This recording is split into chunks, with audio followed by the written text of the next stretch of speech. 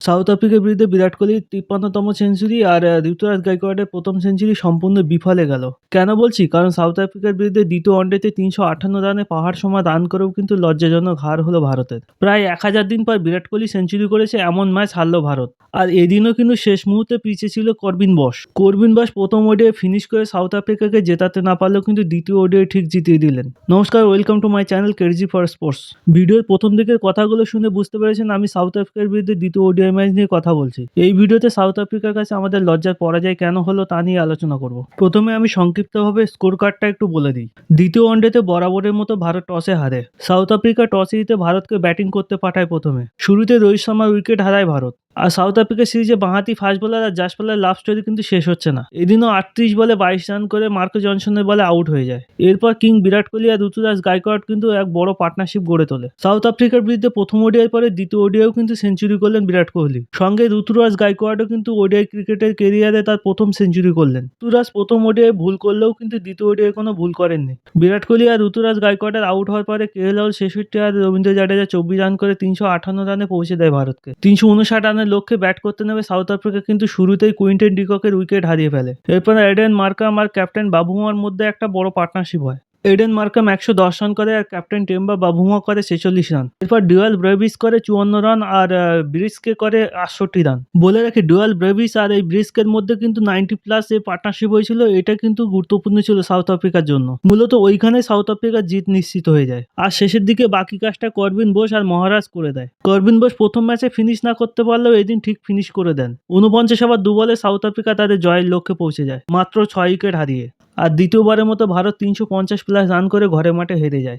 ভারতের হয়ে অর্শদীপ সিং আর প্রসিদ্ধ কৃষ্ণা দুটি করে উইকেট নেয়। এই ম্যাচে হারটা কিন্তু ভারতের কাছে অনেক লজ্জা, কারণ প্রথমত টস হওয়ার পরে এক্সপার্টরা বলেছিল এটা হাই স্কোরিং পিচ না। দ্বিতীয়ত সাউথ আফ্রিকার দুজন প্লেয়ার কিন্তু চোট ছিল যারা ব্যাট করতে সক্ষম ছিল না। সাউথ আফ্রিকার ব্যাটসম্যান টনি ডিজর্জি ব্যাট করতে নেমে তার পায়ে চোটের জন্য উঠে যায় আর ন্যান্দ্রে বার্গার কিন্তু বোলিং করার সময় উঠে যায়। সাউথ আফ্রিকার হাতে ছিল মাত্র ৯ উইকেট। তাহলে হারটা কেন লজ্জার এবার তাহলে সবাই বুঝতে পারছেন। আর তৃতীয়ত বিরাট কোহলি সেঞ্চুরি করার পরেও আমরা ম্যাচটা হেরে যাই। দ্বিতীয় ওয়ানডেতে যে ভারত সাউথ আফ্রিকার কাছে হারলো, সেই সাউথ আফ্রিকার কাছে হারের কতগুলো কারণ আমি খুঁজে বার করেছি, দেখুন আপনাদের সাথে মেলে কিনা। প্রথমে বলবো সাউথ আফ্রিকার বিরুদ্ধে ভারতের বোলিং লাইন আপের কথা। কুলদীপ যাদব ছাড়া এই বোলিং লাইন আপে থ্রেটনিং আর উইকেট টেকিং বোলার বলতে কেউ নেই। ফাস্ট বোলারদের মধ্যে হর্ষিত রানা আর প্রসিদ্ধ কৃষ্ণা কোনোদিনই এফেক্টিভ বোলার নয়। অন্যদিকে ওয়াশিংটন সুন্দর আর জাডেজা পিচে যদি হেল্প না থাকে তাহলে কোনো এফেক্টিভ বোলার নয়। আর প্রসিদ্ধ কৃষ্ণা আর হর্ষিত রানাকে একসাথে খেলানো মানে মূর্খামি। প্রসিদ্ধ কৃষ্ণা তো একবার মার খেতে শুরু করলে আর থামতেই চায় না। তাই এই ম্যাচে সাউথ আফ্রিকার কাছে একমাত্র চ্যালেঞ্জ ছিল কুলদীপ যাদব। তাকে ভালো করে খেললেই ম্যাচ জিততে পারবে, আর সেটাই হয়েছে।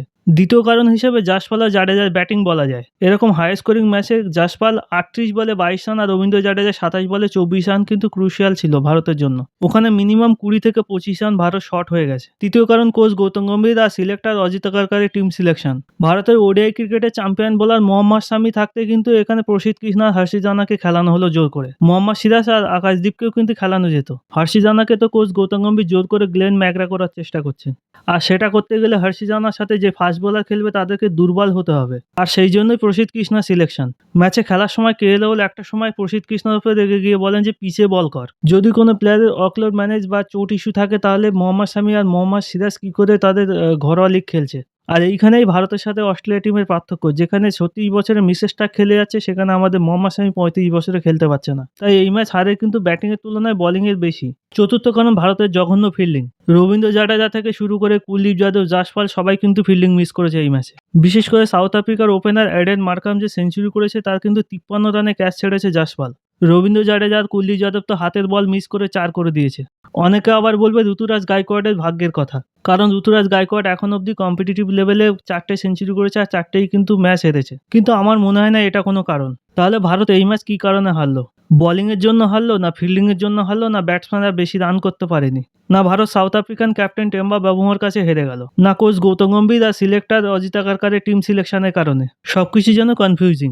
এবার এই ম্যাচে কিছু পজিটিভ দিকের কথা বলি। কিং বিরাট কোহলি কিন্তু সেই ২০১৬ সালে কিং মেজাজে ফিরে এসেছে। খেলতে পারে সেখানে কিন্তু ঋতুরাজ গাইকোয়াড় যে রেডি সেটা দেখিয়ে দিয়েছে। শেষে বলে এই ম্যাচে কিন্তু হার্দিক পান্ডিয়া, জসপ্রীত বুমরা, মোহাম্মদ শামির মতো প্লেয়ারকে ভারত মিস করেছে। আর ভারত যদি বোলিং লাইন আপ ঠিক না করে তাহলে তৃতীয় ওয়ানডেতেও কিন্তু হারতে রাখতে হবে। আর টেস্টের পরে ওডিআইও কিন্তু সিরিজ হারতে হবে দক্ষিণ আফ্রিকার কাছে। অন্যদিকে ফিনিশারদের কিন্তু স্ট্রাইক রেট বাড়াতে হবে। সাউথ আফ্রিকান ফিনিশাররা কিন্তু 150 থেকে 200 স্ট্রাইক রেটে ব্যাট করেছে। ডুয়াল ব্রেভিস থেকে শুরু করে মার্কো জনসন, করবিন বাস সবাই কিন্তু এই 200 স্ট্রাইক রেটে ব্যাট করেছে শেষের দিকে। আজকের ভিডিও এই পর্যন্ত। দেখা হচ্ছে পরের ভিডিওতে। হোপ ইন্ডিয়া এই ভুলগুলো শুধরে নিয়ে নেক্সট ম্যাচে জিতবে।